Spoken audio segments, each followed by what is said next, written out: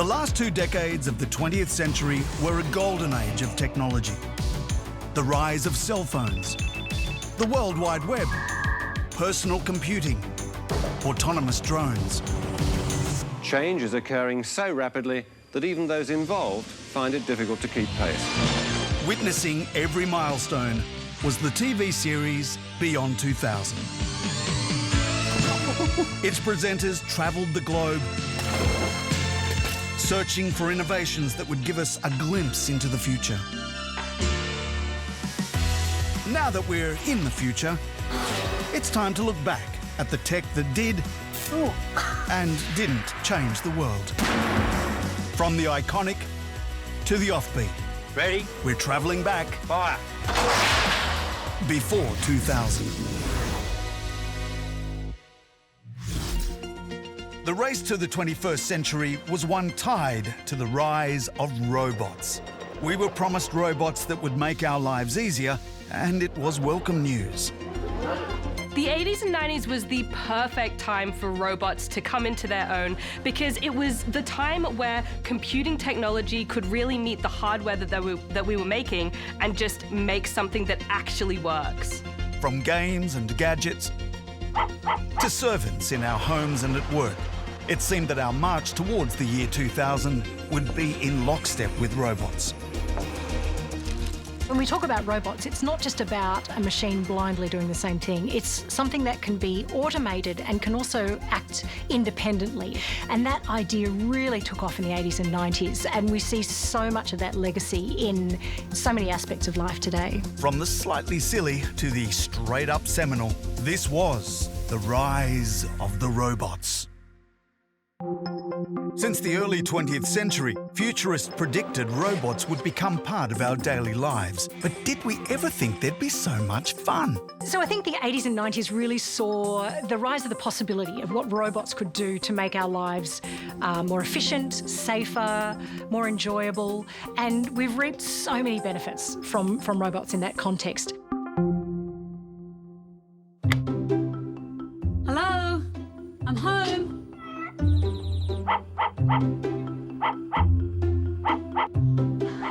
Scotty, you know you're not allowed on the table. Shh. Of course, these animals aren't real, but they're much more than just toys. Shh. If you want the response of a menagerie without the responsibility, then these could be your perfect pets. In the 90s, rather than pick up after their pets in the park, Japanese toy makers perfected the ultimate fuss-free companion.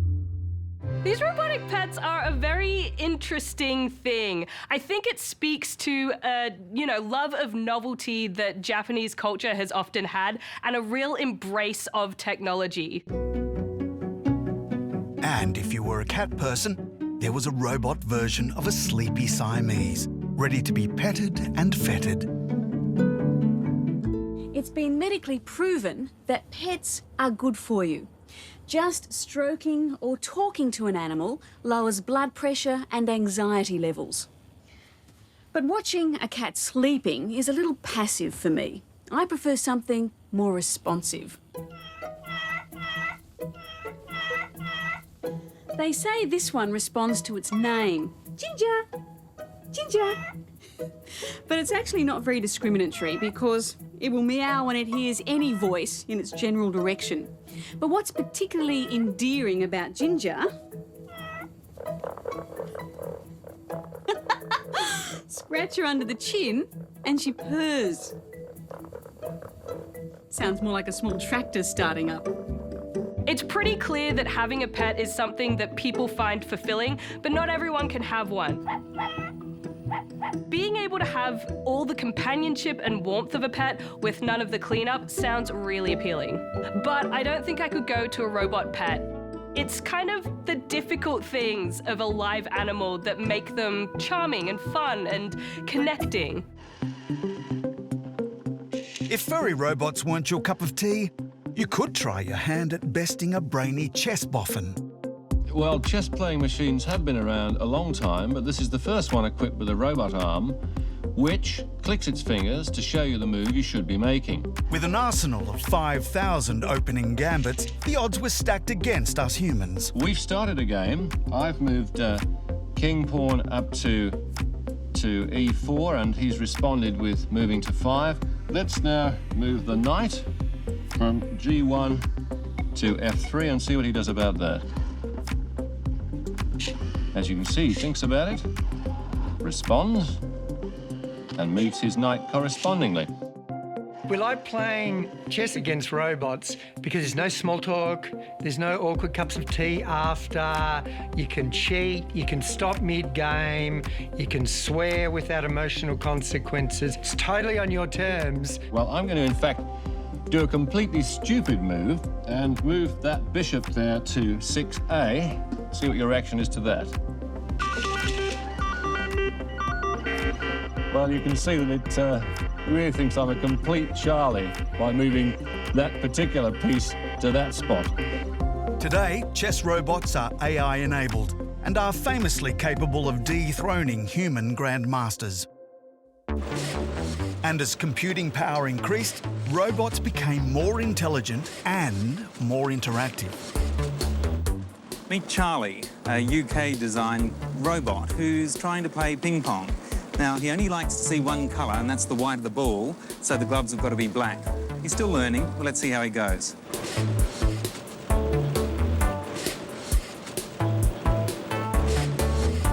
I think the challenge with developing a robot that can play ping pong is you want it to respond and react and think and strategize like a human. And programming a ping pong robot to do that successfully was harder than it looked.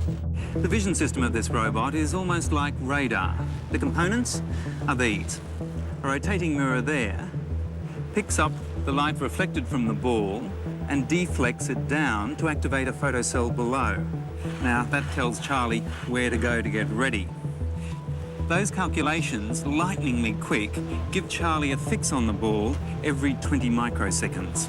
As the ball bounces and moves within this frame, Charlie knows where to go and when to hit. Or at least, that's the theory. The human nervous system is quite extraordinary, the way that we can perceive things, that we can react and respond with such split-second timing. Robots are very good at doing things fast. What they're not necessarily as good at doing is responding to the unexpected. And ping pong is always unexpected because you're operating against an opponent.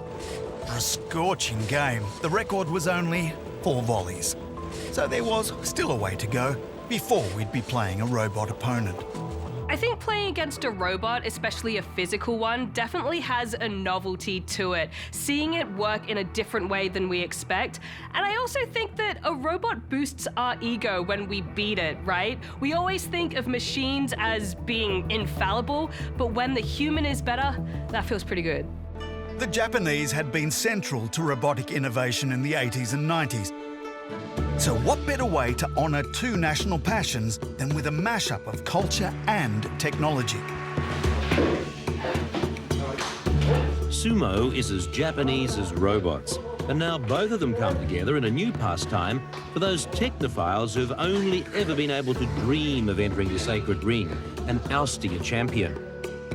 The sumo enthusiast who had the brains but lacked the brawn could now compete in the national sport.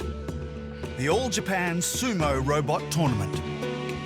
In one way, I can see this as not just a way to exhibit to the world what Japan is capable of, but putting this uniquely Japanese stamp on it, because what's more Japanese than sumo? Though it lacked the traditional ceremony, the concept was the same. Get your opponent down and out of the ring. You've got to use your opponent's weight and the momentum against them. And so that requires a lot of thinking. And so to design a robot that can do the same thing is really clever. This robot sumo contest started out as a bit of fun, but underneath the fun, there's a serious purpose: to encourage and advance the science of robotics. These machines demonstrate the flexibility that's necessary if robots are to meet the rapidly changing needs of modern industry and lifestyle. I think another special thing about Japan is that they see robots as not only functional, but as novel. They want to have them in their homes, in their workplaces, and just see what they can do, integrate them into everyday life. Who said that technology turns its back on tradition? Sumo wrestling is contagious. Or maybe I missed out on something in my youth? Hey, hang on, that's not fair. What started playfully quickly got serious. And in 1995, our robots geared up and got ready for battle in a new kind of arena.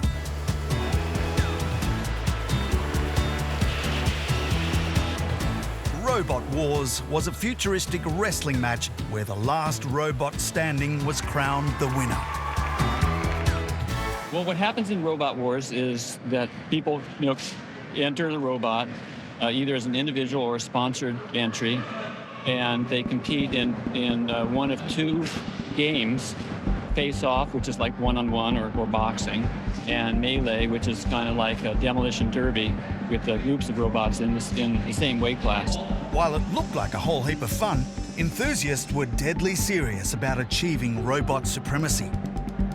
I love how it's got this scrappy feel to it, Even though it's a big event, it feels like just being with your mates in a garage, just trying to see what you can do with your own knowledge of engineering and ingenuity. And in an early appearance by the yet-to-be-created Mythbusters, robot makers Adam Savage and Jamie Heineman got to work. Blendo, their high-tech creation, included a flywheel with blades attached that spun at 400 revolutions per minute. Shaped like a flying saucer, its mechanics were protected by a steel dome. I basically really like the concept of it. It's a good way to take out your aggressions without hurting anybody, I think. Inventors from around the world met in San Francisco for a gladiatorial battle for the new tech age. But Adam and Jamie were optimistic. There's nothing here that can stop this. I think we're going to waste. While some robots were dealt devastating blows,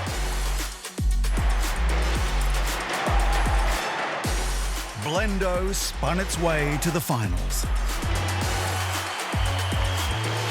only bowing out when its screws became too loose, and the team were asked to withdraw for safety reasons. 8-bolt shoot today. It's an 8-bolt day.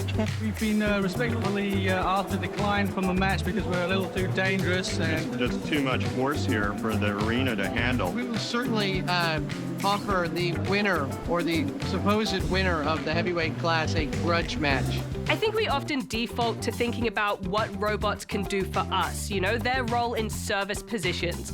But something that's really fun about Robot Wars is it shows us the way that we can play with them, the interaction that we can have, and how robots can actually, in some ways, be our leisure time.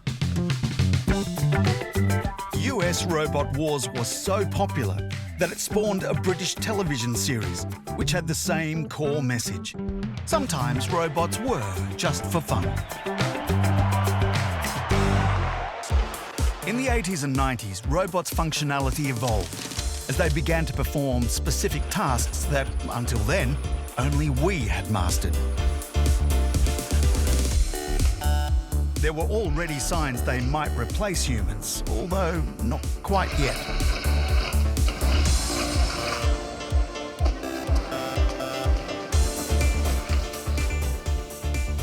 This is Eve. Eve is a robotic apple picker, and a fairly temperamental one at that. Eve didn't work so well, but one thing was true.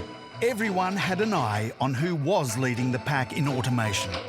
I think that we need to have new technologies, and first of all, because if we don't do new technologies in France, we next very soon have to buy Japanese robots for French apple harvesting, so apples harvesting. So we have to do it, and we have to do it very quickly. He was right about Japanese robots. They were best in class, and the nation was pulling ahead in robotic creation and innovation. When I think of technology, I think of Tokyo, I think of robot cafes, and I think of Japan.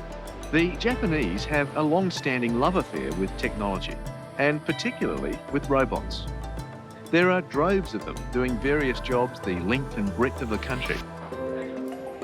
and a new cafe-friendly robot was taking centre stage. Isn't that amazing? You can see there's very few places left to hide from our little cybernetic friends.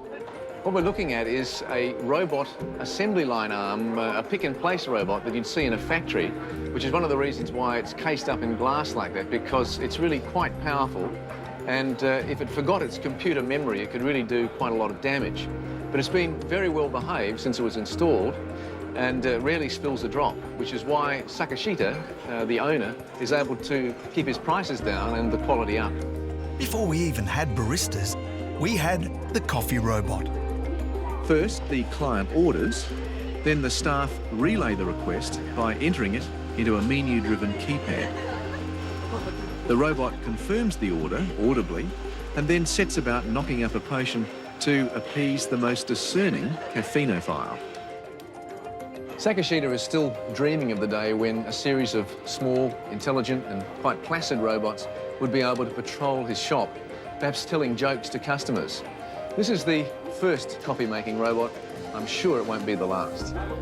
Robot baristas should be everywhere. I don't get it. There's a huge opportunity there. I'm anti-robot, except for making cars and making coffee. This was the start of robotic mimicry, as the Japanese set their sights on having their robot minions attempt more sophisticated tasks.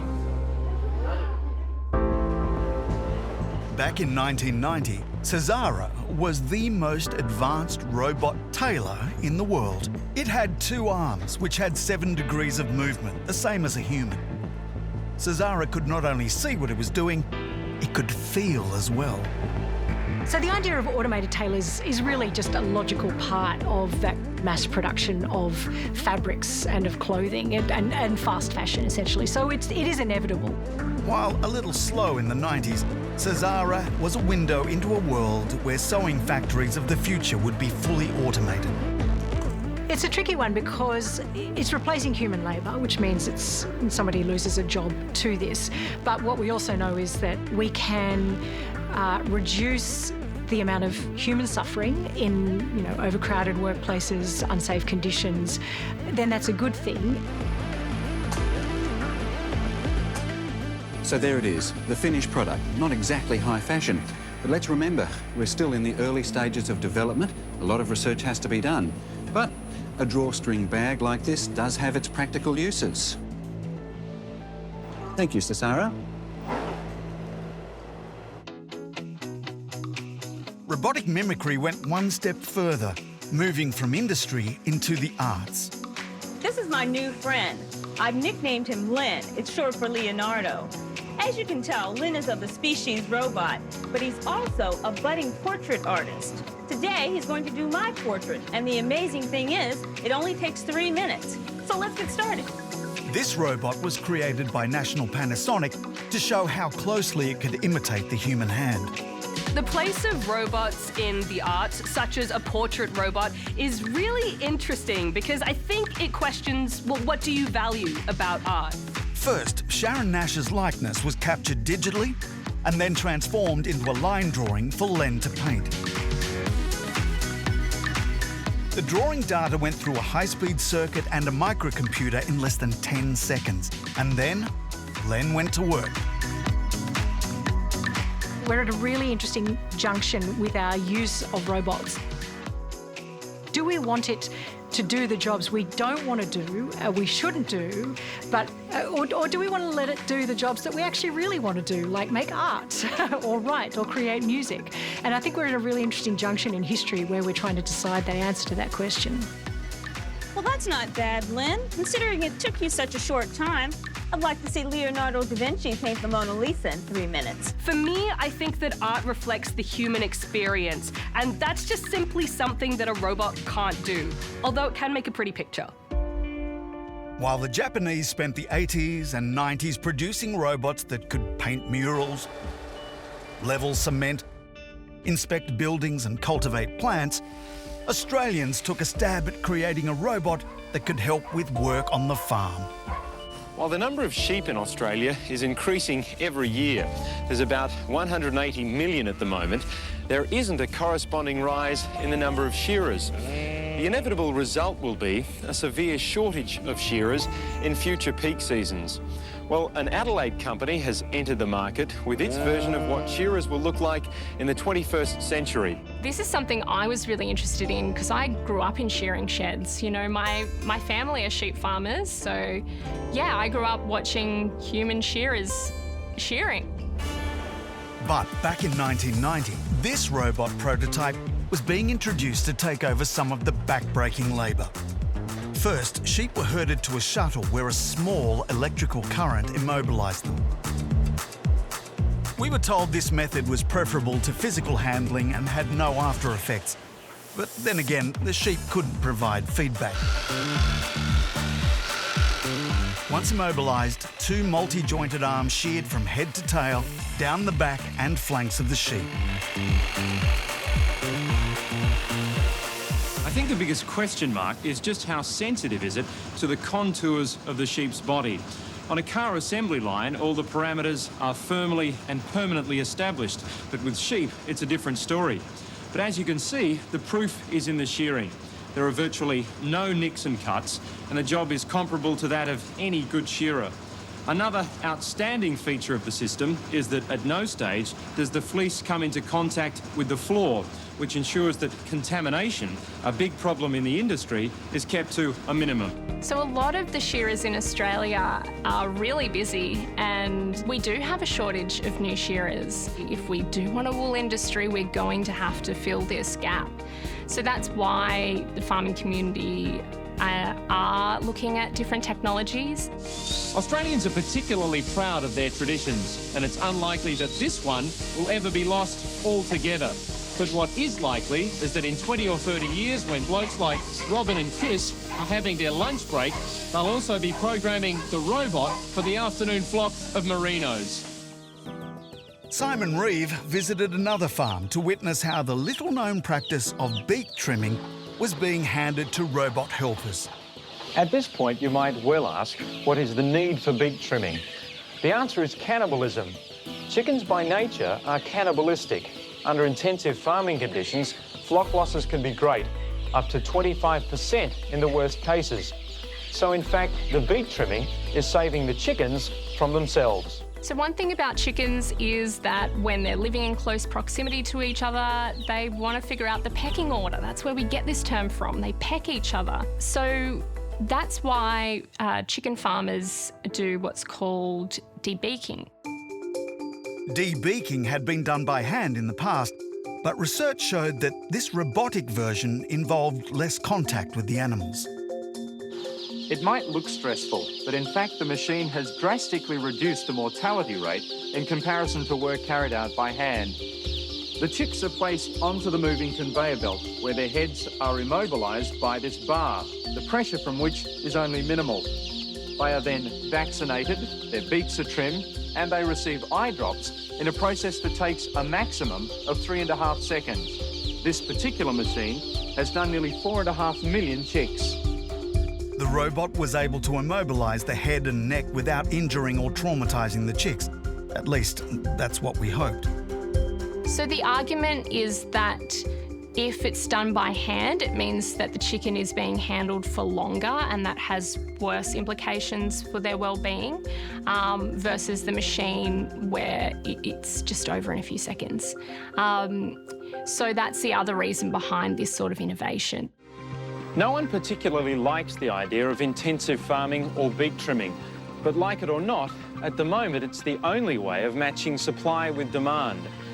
As chickens become more accustomed to their environment over the years and quieter birds are bred, the need for beak trimming may one day be eliminated. For the moment, however, it seems the robot is the most efficient and the most effective way of doing the job. With over 74 billion chickens killed for meat each year, robotic debeaking is still used in animal agriculture around the world. You know, nothing we do with animals is without consequence. On the other hand, the implications of not debeaking are actually worse, potentially, for chicken welfare than the implications of debeaking. Some of the best use of robotic technology was for tasks we could do, but preferred not to. Enter the service robot. Really what we want robots to be doing is work that humans either can't or won't do or shouldn't do, but also tasks that robots can do better and faster. Take the incredibly fiddly job of constructing a watch. Well, this is very definitely the factory of the future. The intricacy, the scale, and the dexterity of the robots on this line are really quite unnerving. Even the parts of the production line that we've been able to show still make this the most complicated, the most automated robotics watch factory in the world. Not only does Japan welcome cutting-edge technology with open arms, but it also has the expertise and attention to detail to do it really well. At this Japanese workshop, robotic arms with multiple joints and several axes of movement made 8,000 watches a day. But just to give you an idea of the dexterity that these robots are working with, these are just some of the 80 components that make up one of those watches. This is just a tiny little spindle, needs a pair of tweezers to pick it up, and inside here is a quartz oscillator, and that is like a tuning fork which vibrates at about 32,000 cycles per second. These robots took up precise, repetitive tasks, allowing their human counterparts to focus on final assembly and quality control. So when we think about the 80s and 90s and what robotics was doing in that era, it was really streamlining a lot of those processes in manufacturing and industry. This production line does about 8,000 watches a day, but there are other production lines here that we haven't seen that give the plant a potential of about 70,000 watches a day. And if you do some quick arithmetic, that means that they could produce potentially 25 million watches here a year. Fortunately, though, if you do some further arithmetic, it would take about 240 years to produce a watch for every man, woman and child on the globe. So there's every chance that this young lady will be around here long enough to collect her superannuation. Robots were increasingly being used in service jobs with defined, repetitive tasks. Potentially dangerous ones as well. Well, how's this for the perfect profile of a security guard? Weighing in at around 200 kilos, absolutely fearless, capable of working 365 days a year without a meal break and never going to sleep on the job. Add to that the capability of seeing in the dark and through walls. It doesn't take long to work out that what I'm talking about is not human. In fact, it's Denny, and it's an independent, automated, intelligent security android. And soon there'll be literally platoons of them patrolling prisons throughout the United States. Anytime we're using robots in a surveillance setting, I find that a little bit terrifying. I gotta be honest, Denny looks like a Dalek, and that's a little bit scary. With a total of 80 sensors on its body and a 360-degree swiveling head, Denny's infrared sensors could detect the heat of a human body, as well as detect obstacles in its path. Once it sees something, then the videotape starts, and where the sector has been breached comes up here. It's then up to the prison guard to decide what he or she is going to do about it. But since Denny can't actually distinguish between friend or foe, it's probably fortunate for everybody concerned that there are no plans afoot at the moment to give Denny a gun. Stop. You have been detected. The overwhelming majority of people who are injured in prisons aren't prison guards, they're prisoners. And a robot, I think, is likely to be less effective at preventing that. They're less effective, I'm sure, at de-escalating tension and conflict because they don't have emotional intelligence. While prison robots have been trialled in facilities around the world, they are still a work in progress. A former Denning Mobile Robotics employee said that fulfilling a customer need at a competitive price makes a robot practical, but achieving practicality can be deceptively hard. I think that perfectly sums up the problem with Denny. It was really cool tech, but far too expensive to be practical. It seemed that wherever we looked, there was a new robot taking charge. Like, literally, taking charge. Well, as Mr. Spock might say, it was logical that robots would find a place in this electrical and most hostile of environments. Well, here in Matsuyama, on the Japanese island of Shikoku, 3 years of research and development has produced the world's first hotline robot. Built to enable electrical works to be carried out safely and securely, this hotline robot took high voltage in its stride. Before these kind of robots existed, you would have to shut down the power line for the safety of the operator. When robots came in, we were able to sort of isolate particular lines and just focus on them, which meant the power could stay on and we could get that maintenance done in a much more standardized fashion. Robots are usually built along human lines, and the hotline is no exception. The movements are kept as simple as possible with a series of joints, much like our bodies, governing the operation. Firstly, the robot moves at the waist. Then the waist is connected to the shoulder joint. The concertina arm, which is encased in here, can be extended 90 centimetres or about 3 feet. At the end of the arm, the wrist actually places the tool up onto the high-tension cable. In this case, the peeler and polisher is about to go to lunch on this insulating cable. It was built with fiberglass to ensure maximum insulation, with the robot effectively protected against 20,000 volts. As the technology developed, so too did the role of the hotline robots.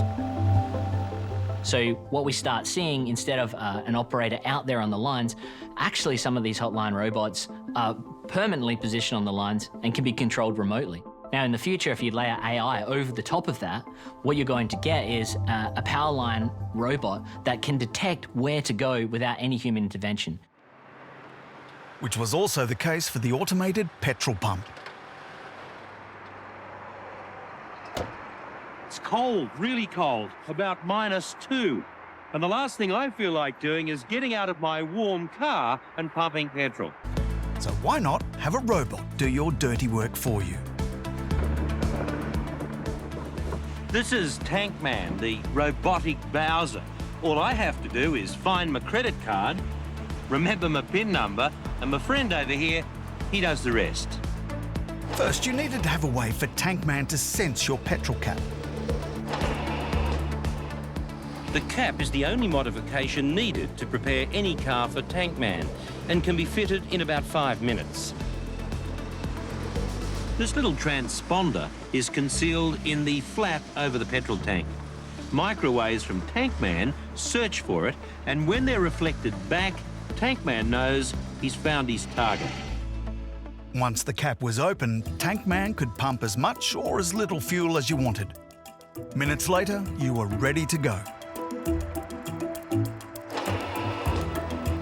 Well, Tankman certainly keeps you warm in cold climates like this, but the system would be equally useful in any extreme of climate, or for those folk who, like so many, find the chaos in service stations another of life's mind-numbing chores.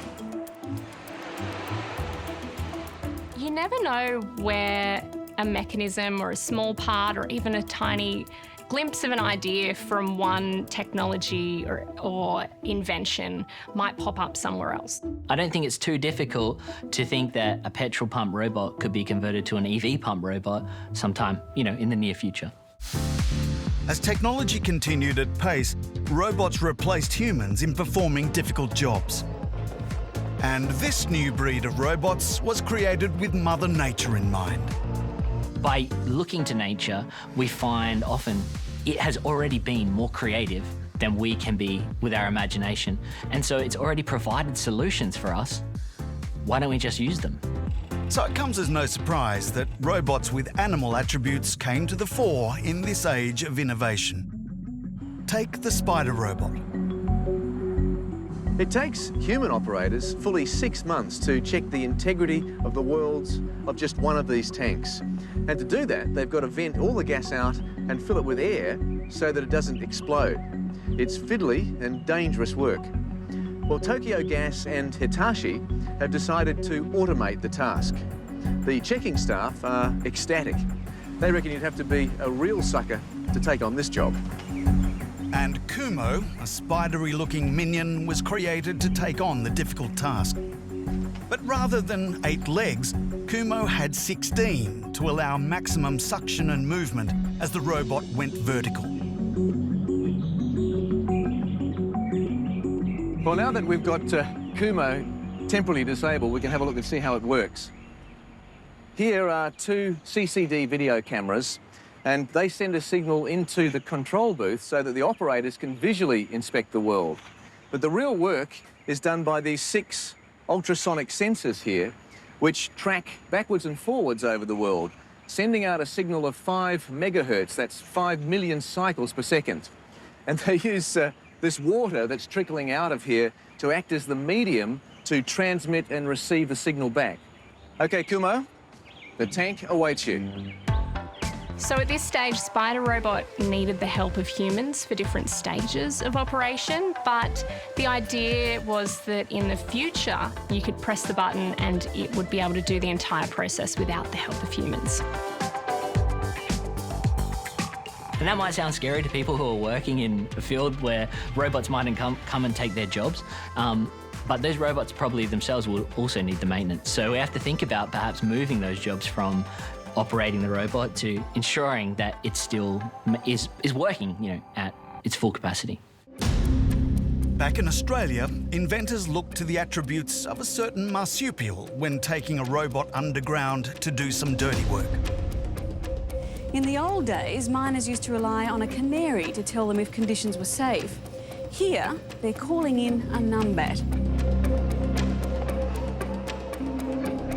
Like its namesake, the numbat ventured underground as the eyes and ears of rescuers in the event of a disaster. Having a robot that could go into a collapsed mine to look for survivors, to map the threats, I mean, that is a fantastic innovation. Using sonar, the numbat could propel itself over rocks, fallen timber, and even through water, all the time gathering data and images. There are 3 cameras in the numbat's swivel head. 2 are fixed cameras and they provide a stereo image, and the third has a zoom capacity that allows it to study particular features in detail.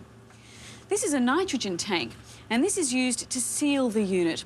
All the electronics inside here are pressurised with nitrogen to prevent them igniting an explosion, particularly if the atmosphere in the mine is flammable. Given the inherent risks, mining has increasingly embraced automation, with intelligent robots taking over tasks traditionally performed by humans. If the task is a dangerous one, if it's going into a collapsed mine, if it's going into extremely dangerous chemical environments, for example, is that something we want to send a human in to do? No, gosh no, we really don't. So I think it's about deciding, do we want to give up this task? Do we want to give this over to a robot? While robotic mammals and arachnids were prowling about on land, it was the aerodynamic tuna that was being replicated in robot form in the water. So tunas are kind of like the Lamborghinis of the fish world. I mean, that's the purest form of biomimicry, is look for what does this in the natural world most efficiently and, most effectively, and copy that. So when engineers began to create a robotic Sea Scout, they looked to this aquatic ambassador. He's called Charlie the tow tank tuna, and he spent all his life so far in this single-lane swimming pool, doing 30 to 40 laps a day, which means he's probably in much better shape than I am. Well, actually, this is a fluid dynamics test facility, and Charlie is a computerised robot. Currently, he's in training to become the world's first fully autonomous robo-tuna, able to swim the oceans on his own. Modelled on the bluefin tuna, there were high hopes that Charlie would be the blueprint for a new generation of efficient underwater sentinels. Well, this is a model of a standard type of submersible, driven by rotating propellers. In the first series of tests, researchers decided to compare just the tail fin with the propeller. And what they found was that the tail fin is more than twice as efficient as a means of propulsion as the standard propeller. So then they thought, well, let's see what happens if we add the flexible body of a robo-tuna to the tail fin. And it seems from preliminary studies that this design reduces drag or resistance in the water quite dramatically, making it potentially a much more efficient underwater explorer than the old traditional submersible. A submarine passing through the water created vortices, currents which are propelled back towards the object as it moves through the water. When scientists put dye in the water with the robot tuna, they could see that this was Charlie's point of difference. With each flick of its tail, vortices move from one side of the body to the other, creating less resistance. Unfortunately, this form factor doesn't seem to have taken off. We still have observational research vessels, but they look more like you would expect rather than like a fish. That doesn't mean that the research isn't still happening. In fact, just recently, there was another university that made a yellowfin robo-tuna. So there you go. All fish are valid. Taking the best of the natural world and adapting robotic interpretations can be good for science, but in some cases, it's great for humankind. Which is how the disco bee came into being. Bees are very smart, with 800,000 brain cells each. But what sets them apart is their ability to communicate. By performing a dance, bees relay information to each other. The crazy thing about this is that waggle dance is evolutionarily coded into the bee. So it's not like they get taught, they just know to do that. And that's absolutely crazy to me. There's been half a dozen attempts to create a mechanical dancing bee over the last 25 years or so. But this one is the one that seems to work and has got the scientific community abuzz. This brass section at the front is actually the bee, while the darker metal is a fragment of razor blade that acts as the wings. It's driven by this electromagnet to vibrate in pulses. When connected, this stainless steel section will create the figure of 8 movement and the brass, that all-important waggle. Now, if you're thinking these bees must be really dumb to be fooled by something which, frankly, doesn't look anything like a bee, well, quite the contrary. Inside a hive, it's pitch dark. They can't see, but they can certainly smell, and they can certainly detect changes in air currents. If a robot bee could direct the hive to a particular farm, which would in turn be pollinated by the bees, it would be an agricultural breakthrough. If we were able to decode that in a way that was reliable and worked every time, that's another way we can use biomimicry to improve the tech that we already use. The focus of this research is purely to crack the code of the dance, to understand that most complex of animal communication, apart from human speech. In the US alone, farmers pay beekeepers $30 million a year to place their hives nearby so they'll fertilise and pollinate and so increase the yield of all manner of crops. To put it bluntly, there's a buck to be made if these robotic bees can successfully teach the Ginger Rogers and the Fred Astaires of the bee world. Advancements in robotics in the 90s were an important stepping stone for the innovations we see in robotics today. So as our computing power has increased, so too has the ability of these robots. The tasks they can do, the complexity, the range of things that they can do. So those two things go hand in hand. And now when you bring in AI, you bring in machine learning, deep neural nets, all of those computational technologies, I mean, it really, the sky's the limit. Robots have changed the way we work and play. But as time goes on, we've come to rely on robots to boldly go where humans can't, or really prefer not, to tread. Outsourcing danger to robots is awesome. I mean, I would hope that there isn't a next world war, but if there is, all the fighters aren't human. You know, only the robots die. That would be much better. Robots had been groomed for factory work since the 60s. But it was in the field where their potential was far greater. And in a country of natural disasters, the Japanese set their sights on protecting frontline workers. These are the new recruits for the Tokyo Fire Department. The Rainbow Five, the Fire Search and the Jet Fighter. They look like a team of brightly coloured tractors, but they're extremely sophisticated emergency service robots. These robots could aid in large-scale wood and petrochemical fires. With swivelling nozzles spurting water or foam, their human operators could direct each robot via joystick from a safe distance away. robots into dangerous jobs like firefighting seems absolutely perfect for a few reasons. 1, you can pull humans out of those dangerous situations. 2, you can purpose build a robot for the conditions that it's going into. And 3, you can still have human control over that robot. This just feels like the best of however many parallel universes there are. In any fire, the biggest enemy is smoke. It's the most likely cause of death for those trapped inside a building, and it makes rescue extremely difficult. Another 2 meters inside here, and I'm invisible.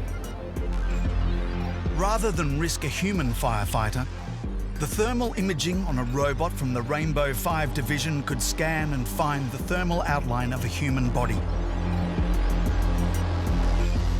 This would be a quicker and safer way to save more lives.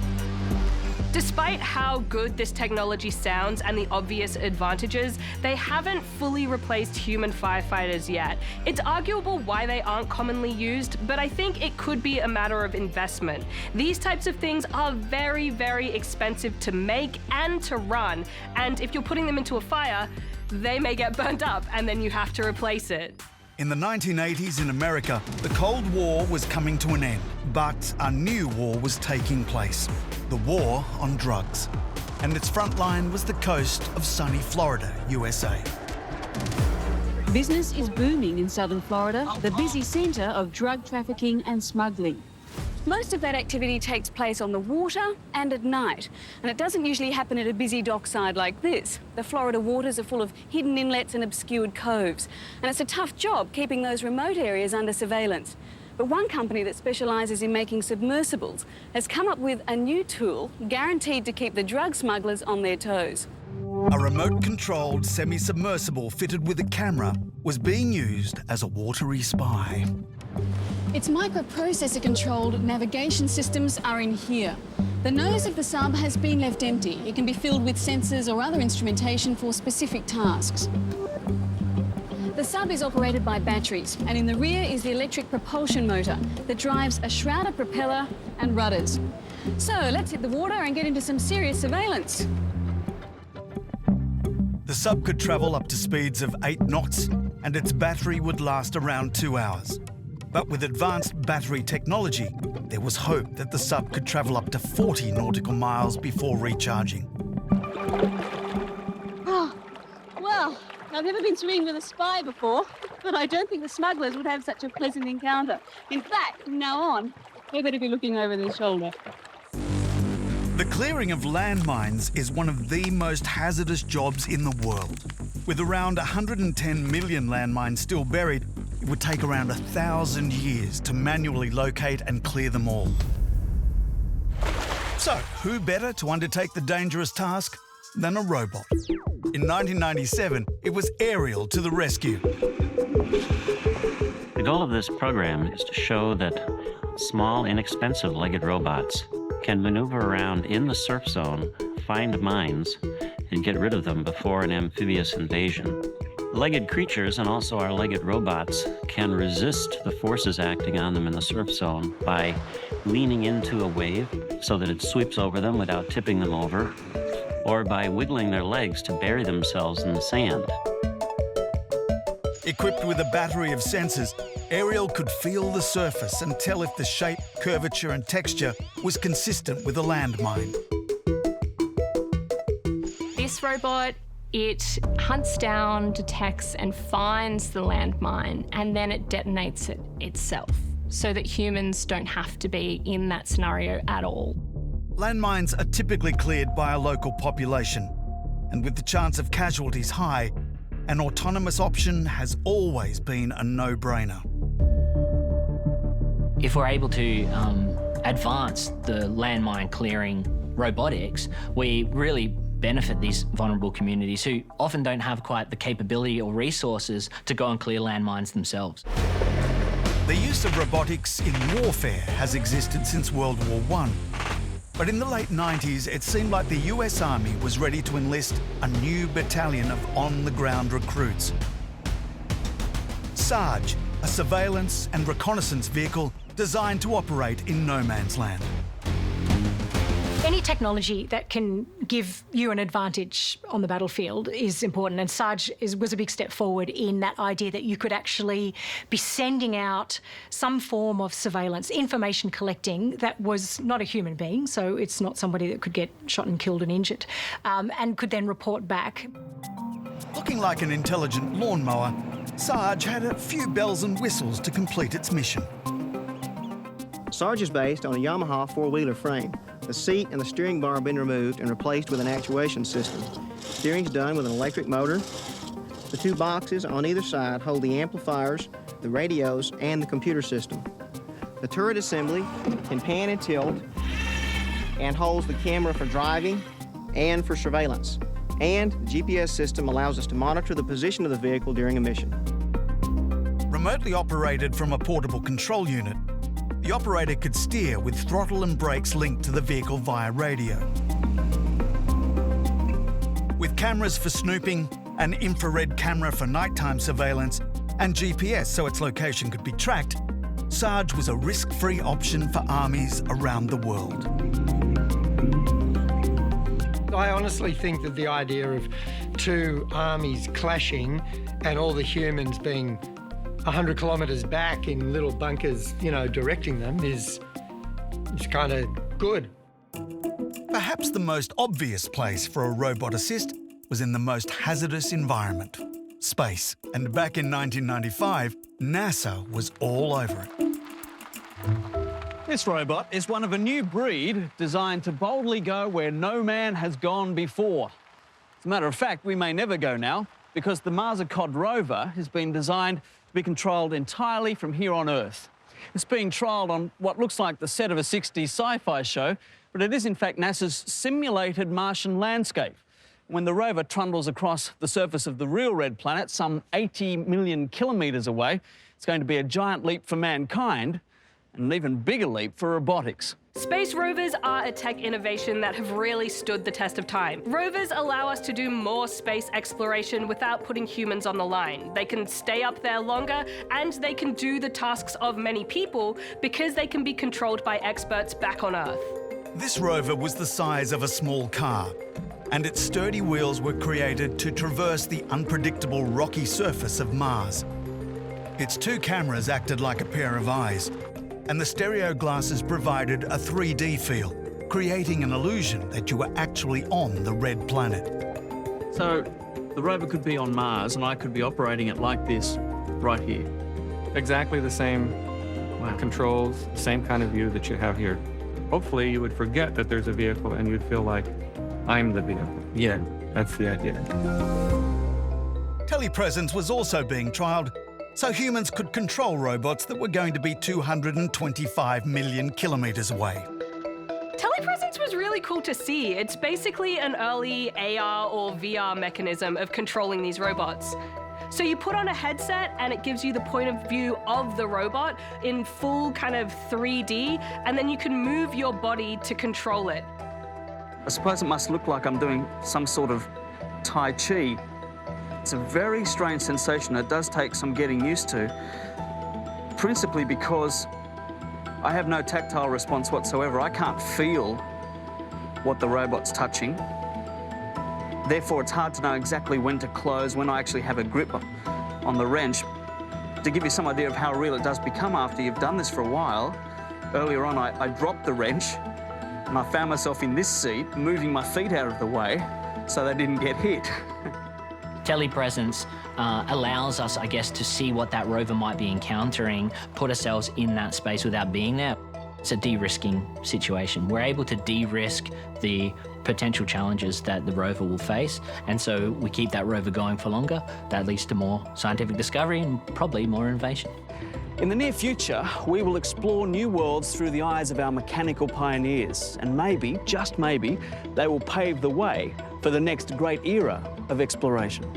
Look, I don't know about you, but personally, I do not want to go into space. If we can send robots instead, I'm very, very pleased about that. They don't need to eat, they don't need to sleep, you don't need to worry about where they're gonna go to the toilet.